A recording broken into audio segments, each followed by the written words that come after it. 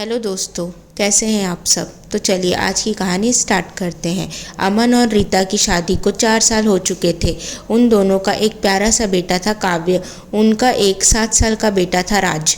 रीता से अमन की दूसरी शादी थी। अमन की पहले शादी रीता की बड़ी बहन से हुई थी, पर जब उनकी शादी को 3 साल ही हुए थे तब रीता की बहन को कैंसर की बीमारी हो गई। बहुत इलाज करवाने के बाद भी वो बच ना सकी।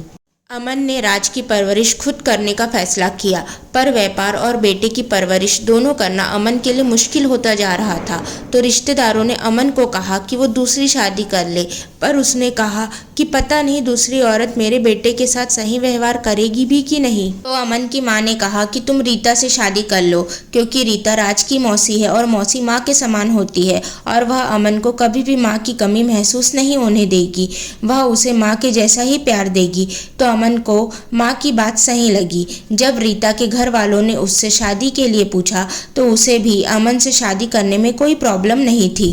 अमन और रीता का विवाह हो गया और शादी के कुछ दिन बाद ही अमन की मां का हार्ट अटैक से देहांत हो गया। रीता ने घर और राज दोनों को बहुत अच्छे से संभाल लिया था। राज रीता को माँ माँ बोलते थकता नहीं था।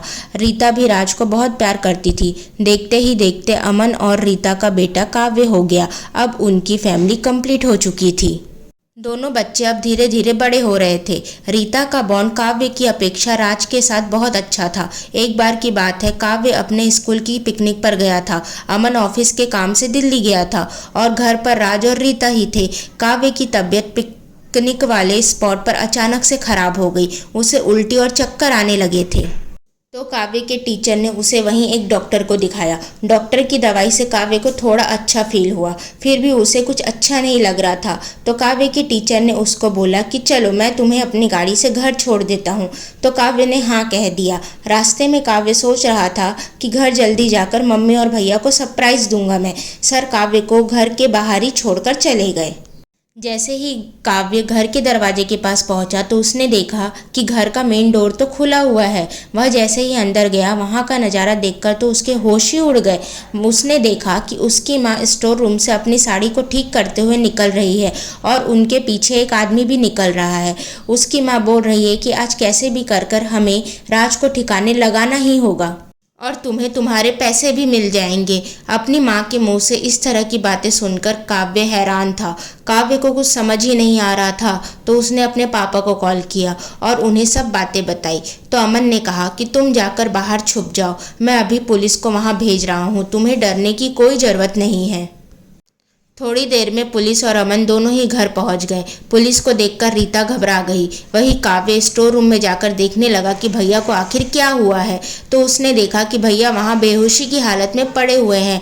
तो अमन बोला, तुमने मेरे बेटे को बेहोश क्यों किया है। जब रीता से पुलिस ने कड़ाई से पूछताछ की कि तुमने राज को बेहोश करके स्टोर रूम में क्यों बंद किया है, तो रीता ने कहा कि मैं तो राज को शुरू से ही नापसंद करती थी, पर मेरे पास अमन से शादी करने के अलावा कोई और चारा नहीं था, क्योंकि मेरे माँ बाप बहुत गरीब थे और उन्होंने मेरे से बिना पूछे ही एक बच्चे के बाप से मेरा रिश्ता तय कर दिया। जब मेरा खुद का बेटा हुआ तो मुझे पता था कि मेरी पति की सारी प्रॉपर्टी में राज का भी आधा हिस्सा होगा। मैं नहीं चाहती थी कि राज को प्रॉपर्टी का कोई भी हिस्सा मिले, इसलिए मैंने सोचा कि आज की रात अमन और काव्य दोनों ही घर पर नहीं है, मैं और राज ही है। तो मैंने एक आदमी को पैसा दिया, उसने राज को बेहोश कर दिया। हम उसे जंगल में ले जाकर खाई में फेंकने वाले थे, जिससे किसी को हम पर शक भी नहीं होता। सबको यही लगता कि राज कहीं चला गया है। पर काव्य ने आकर मेरा पूरा प्लान चौपट कर दिया। पुलिस ने रीता और उस आदमी को पकड़कर जेल में डाल दिया। काव्य, अमन और राज को तो यकीन ही नहीं हो रहा था कि रीता ऐसा भी कुछ कर सकती है। उन्हें तो हमेशा से यही लगता था कि रीता राज से बहुत प्यार करती है, पर यह सब तो एक नाटक था बस।